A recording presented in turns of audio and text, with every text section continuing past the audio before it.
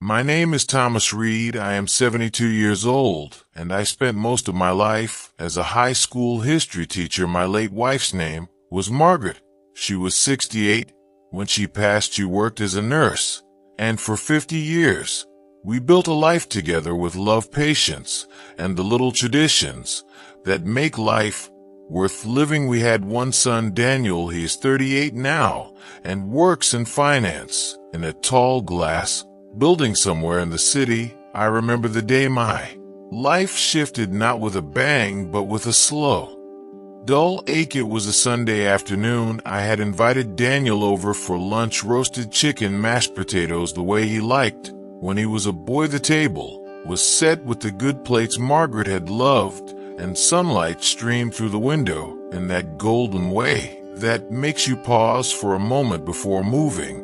But Daniel didn't seem to notice. He sat there scrolling on his phone, tapping away, while I tried to make small talk about the weather and the neighbor's new dog. His eyes flicked up once or twice, but there was a distance in them that made me uneasy. After the plates were cleared, he leaned back in his chair, folded his hands, and said something that would carve itself into my bones. "Dad, you can't keep living like this. You're getting older, and it's becoming a burden for me." His words didn't hit me all at once. At first, they just hovered in the air, heavy and strange. Then they sank like a stone in my chest. I asked him what he meant, and he told me he had been looking into senior homes, nice places with good care and activities that I would love. He smiled as though he was offering me a vacation, but I knew that smile. It was the same one he used when he was a teenager, trying to make me agree to something I didn't want. I told him I was fine in my home, the home I had built with his mother, the home where every corner whispered our memories. But he just sighed and said I was being stubborn, that it wasn't fair to expect him to keep checking in on me to make sure I was okay. I swallowed my pride. That day said nothing more, but when he left, the silence in the house felt louder than ever. I sat in my chair by the window, looking out at the garden Margaret had loved, and I wondered how it had come to this. My own son seeing me not as his father, but as a weight he carried. In the days that followed, Daniel's visits grew shorter, his calls less frequent.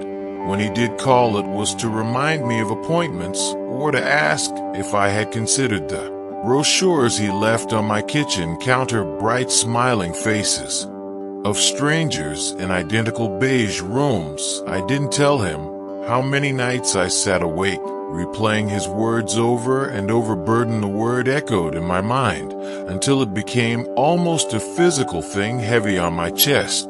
I began to notice other little signs, to the way he glanced at his watch when we spoke, the way he didn't ask about my health or my day, but rather about my bills, my accounts, as if I were a ledger to be balanced, rather than a man to be loved. One afternoon, as I was pruning roses in the garden, a woman stopped by. She was in her early 40s with tired eyes and hands that looked like they had known work. She introduced herself as Claire, said she had just moved into the small rental at the end of the lane.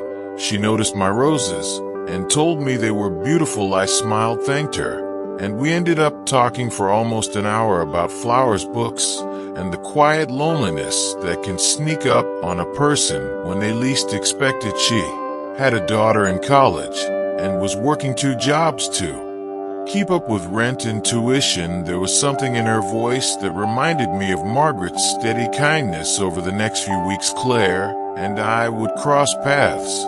Sometimes she'd bring me fresh bread from the bakery where she worked, or I'd send her home with a basket of vegetables from my garden. It was nothing grand, just small gestures that made the days feel a little less empty. Daniel didn't notice, or if he did, he didn't care. One evening he called and launched straight into how he had found a perfect senior facility with a waiting list, but if we acted fast, we could get me in by winter. I told him no again, firmer this time, and he grew frustrated, said I was making things harder than they needed to be, that he had a life to live and couldn't be running around after me forever. When the call ended, I sat there staring at the phone, my hands trembling not from age, but from something deeper, something close to heartbreak. I began to think about my life, about the years I had worked, saved, built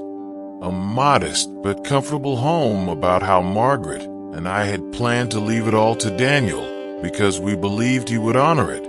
But now I saw that to him, I was not a legacy, just an inconvenience. One night I woke from a restless sleep and walked through the quiet house, touching the walls, the furniture, the photographs, as though I were saying goodbye, not because I planned to leave, but because I knew I needed to make a choice to decide who would truly value what I had built and who would simply discard it for convenience. When I looked at Daniel now, I didn't see the boy who used to run across the yard into my arms. I saw a man calculating, weighing me in terms of cost and effort, and I realized the cruel truth. He didn't want me around because he loved me. He wanted me gone because it would make his life easier.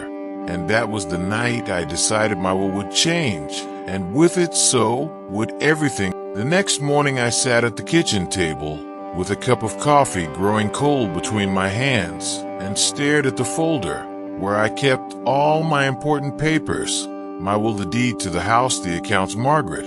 And I had worked a lifetime to fill. I thought about calling my lawyer right then, but I wanted to be sure I wasn't acting out of anger. So, instead, I went for a walk down the lane. The air was crisp with the first hints of autumn, and leaves crunched under my shoes. Halfway to the corner I saw Claire outside hanging laundry. She waved, and I wandered over. She asked if I was all right, and without meaning to, I told her about Daniel, not every detail, but enough for her to understand that my own son thought of me as a burden. She didn't pity me or tell me I was overreacting. She just listened and said quietly, sometimes family isn't about blood, it's about who shows up for you when you need them. I didn't know then how much those words would stay with me over the next few weeks. Daniel's visits became even more mechanical. He would stop by, glance at the pantry, comment on how I should be careful not to climb ladders or carry heavy boxes, and then leave after 20 minutes. Once he even brought a real estate flyer for a smaller condo he said could be mine after I sold the house, as though the thought of me in this home was simply an inconvenience to be solved. I began meeting with my lawyer, Mr. Harris, an old friend who had known Margaret and me since our first mortgage. He raised an eyebrow when I told him I wanted to make significant changes to my will, but he didn't question my reasons. I told him I wanted to leave the house, my savings, and the little cabin by the lake, not to Daniel, but to someone who would truly appreciate them. I didn't tell him the name right away, but in my mind I already knew Claire had never asked me for anything, never hinted at wanting more than the occasional loaf of bread or basket of tomatoes. She worked herself weary to pay for her daughter's education and still found time to stop by and check on me or bring soup. When she noticed I had a cold one chilly afternoon, she came over with a thermos of chicken noodle and sat with me by the fire. We talked about her daughter Emily and how proud she was of her grades and part-time job. I saw in her eyes the same fierce love I had once felt for Daniel, and it struck me how different their values had become. I began quietly sorting through my belongings, keeping aside things Margaret had loved, setting them in boxes labeled for donation and others for keeping. Each item held a memory, some sweet, some bittersweet. One evening Daniel called again, his voice tight. He said he had found another place, cheaper this time, with a shuttle service to the mall and medical appointments. He spoke like a salesman trying to close a deal. I told him firmly that I wasn't moving, and he snapped, saying I was making things hard for him, that he had his own life to manage and couldn't keep worrying about me. I wanted to tell him he didn't have to worry because I was fine, that the truth was he didn't visit out of love but obligation. But I didn't say it, I just listened as his voice grew colder. Then the line went dead in the days. After that call, I threw myself into making arrangements. I called Mr. Harris and told him the full plan. My assets would go to Claire, with a small trust for Emily's education, the cabin, the house, the savings, all of it. I could imagine the look on Daniel's face when he found out, but this wasn't about spite, not entirely. It was about making sure the life I had built went to someone who cared, someone who would see it as more than numbers in an account or property to unload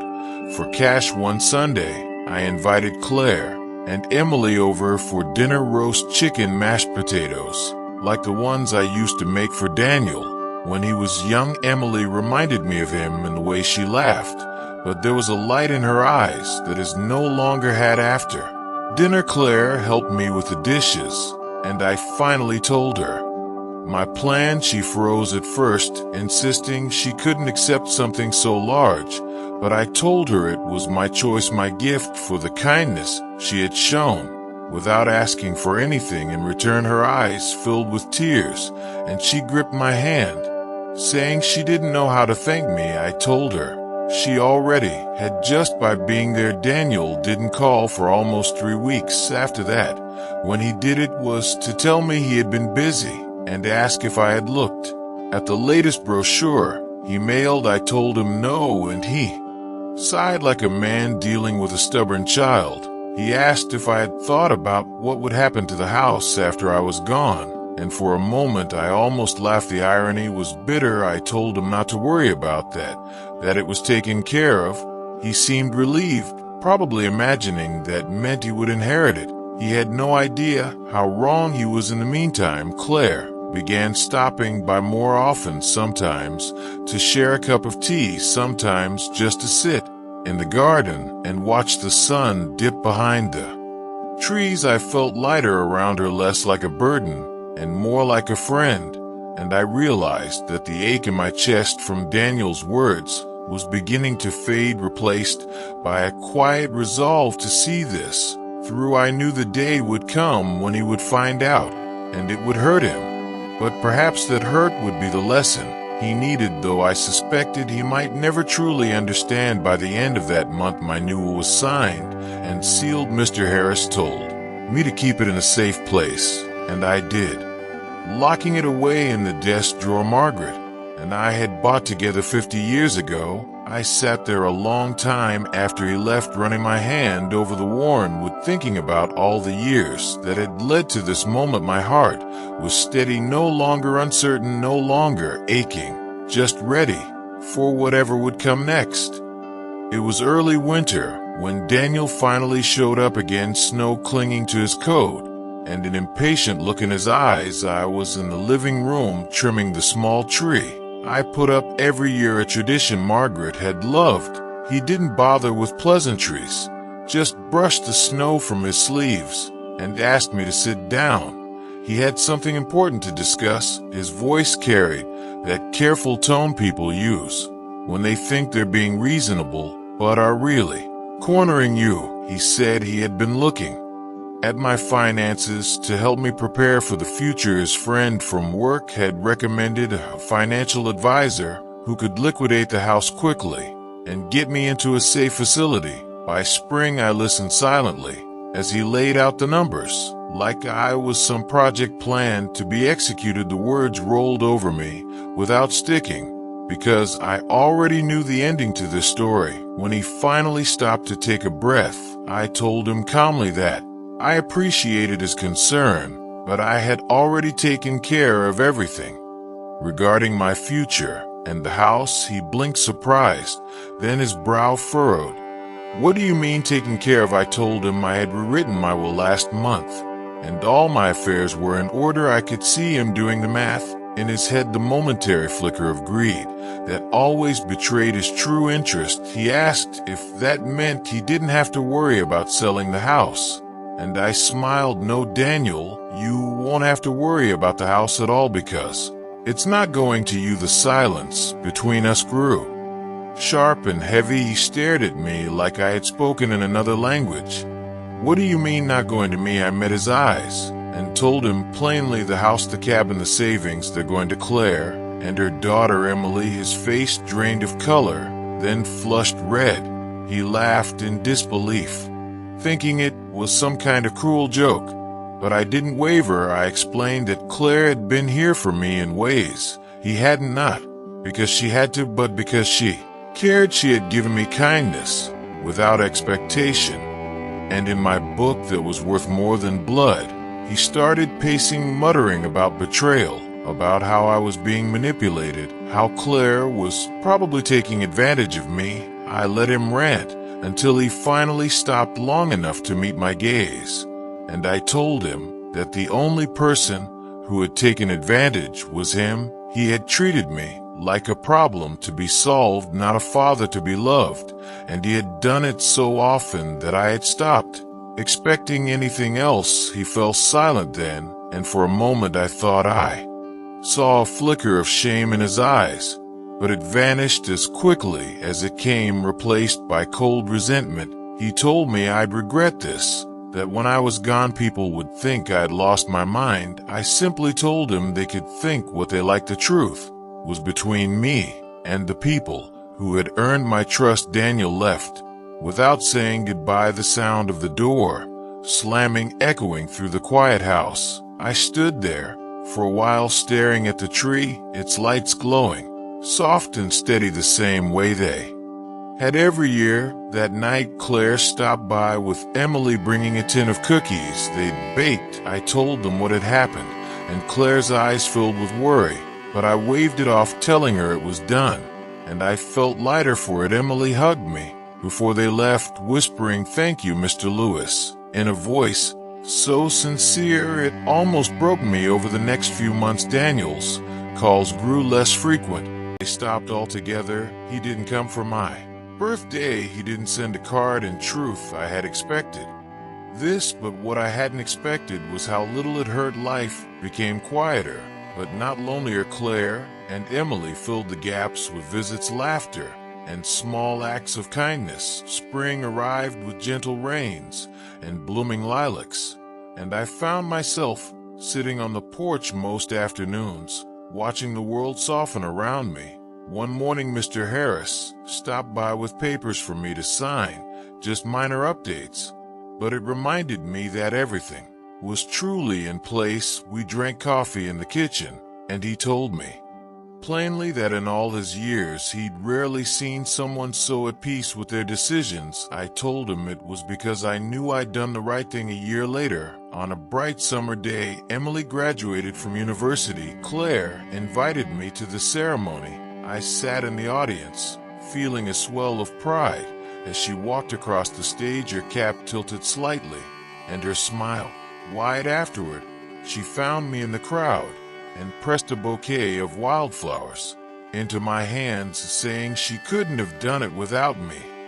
In that moment, I knew that Margaret would have approved of everything I'd done. Months later, I heard through a neighbor that Daniel had tried to sell his own house, but had run into financial trouble. He never came to me for help, and I never reached out to offer, not out of cruelty, but because I had finally understood something important. You cannot force love or loyalty from someone who sees you only as a resource. The night before Christmas that year, I sat in the living room with the tree lit and a fire crackling. Claire and Emily came over carrying a pie and gifts. They stayed late, talking, laughing, until the clock struck midnight. When they left, Emily hugged me tightly, and Claire whispered, "Thank you again for everything." I watched them walk down the snowy path to their car, my heart full, not of revenge, not anymore, but of peace. Daniel would tell whatever story he wanted about me after I was gone, but I knew the truth. I had chosen to give the best of what I had left to the people who had given me the best of themselves, and that was a choice I would never regret.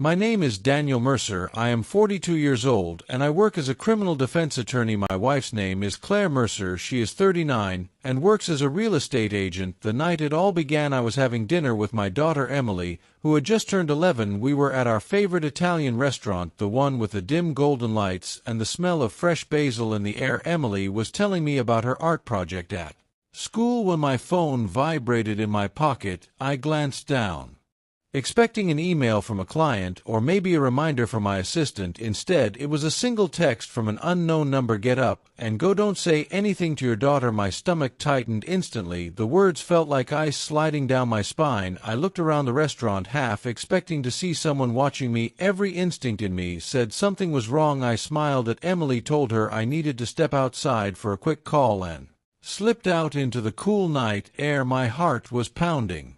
I typed back, "Who is this? What is this about?" The reply came almost immediately. "Your wife is at the Redwood in room 312. You have 15 minutes if you want to see for yourself." I stood there frozen. The Redwood Inn was 20 minutes away. Unless I broke every speed limit in the city, 100 thoughts crashed into each other in my mind. Why would Claire be at a hotel on a Thursday night? Why was a stranger telling me this? And who would even know where I was right now? Emily would notice if I was gone too long. I stepped back inside, forced a smile, told Emily there was an emergency at work, and promised to make it up to her. She gave me a small frown, but nodded. I drove with my hands gripping the wheel so hard my knuckles turned white. The rain started halfway there, and the wipers squealed across the glass. My chest felt tight. I didn't know if I was about to walk into a misunderstanding or the worst night of my life. The Redwood Inn was a place I knew by reputation. It was the kind of place lawyers like me hear about in whispered stories from clients. I pulled into the lot, my pulse thundering in my ears. I didn't bother checking in. I took the side stairs 2 at a time until I was outside room 312. I could hear faint music inside, and the low hum of voices. My hand hovered over the door,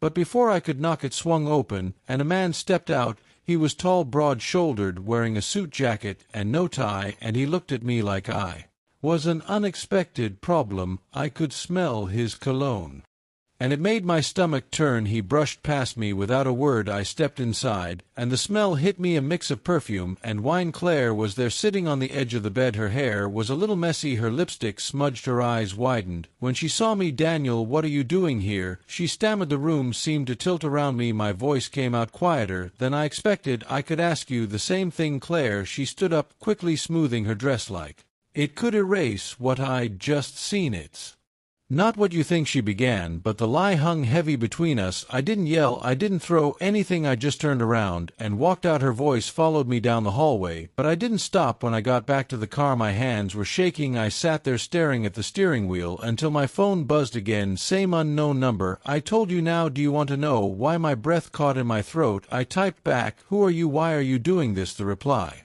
came fast. "Let's just say I don't like seeing good people destroyed by liars. Meet me tomorrow noon, Riverside Cafe. Come alone." I didn't sleep that night. Every time I closed my eyes, I saw Claire's startled face, the man in the hallway, the way my daughter had smiled at dinner, not knowing everything was about to change. The next morning, Claire tried to act normal, making coffee, asking about my schedule. I played along, pretended I had an early court appearance. She kissed my cheek before I left, and I wondered if she could taste the bitterness on my lips. At noon, I walked into Riverside Cafe, scanning the crowd. A man in his late 50s waved me over. He had sharp eyes and a calm smile. "The name's Jack," he said. When I sat down, "I knew your father. He was a good man. My father had been a police detective, killed in the line of duty 15 years ago." I studied Jack more carefully.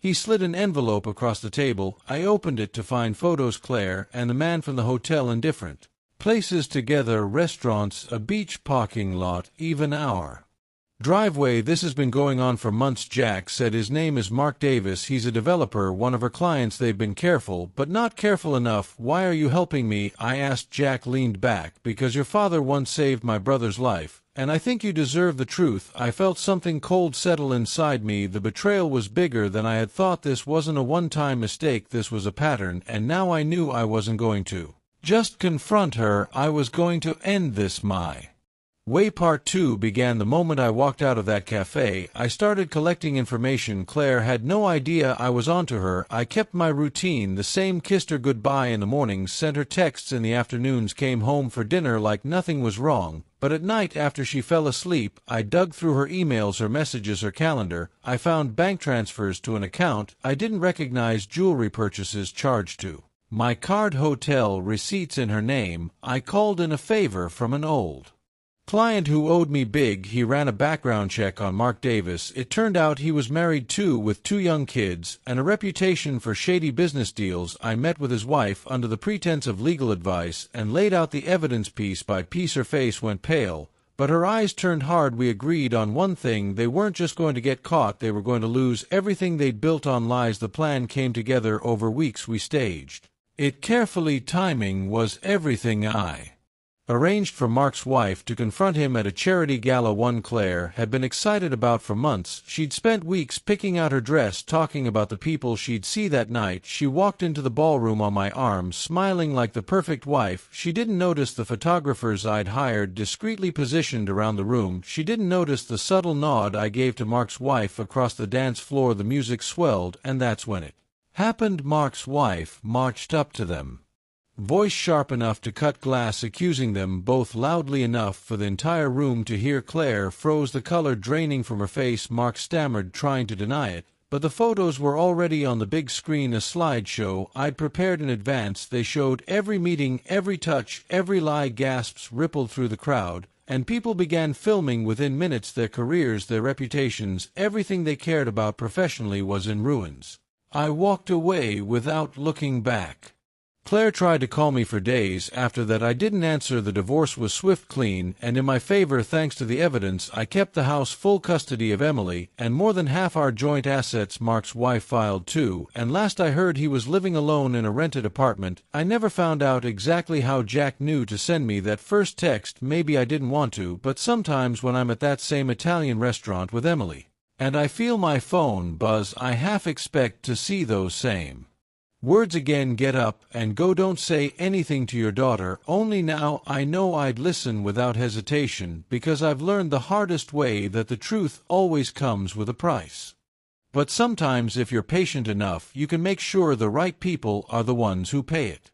My heart hammered so loudly in my ears I could barely hear the faint chatter of the other diners.